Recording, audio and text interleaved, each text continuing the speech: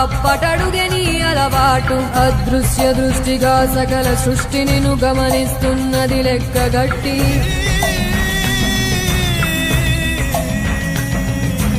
ఎంత బతుకు నీదెంత బతుకువో గుప్పెడు మెతుకుల కడుపు కొరకు ఎన్నాటలు వేటలు అవసరమా మనుజా మనుజా.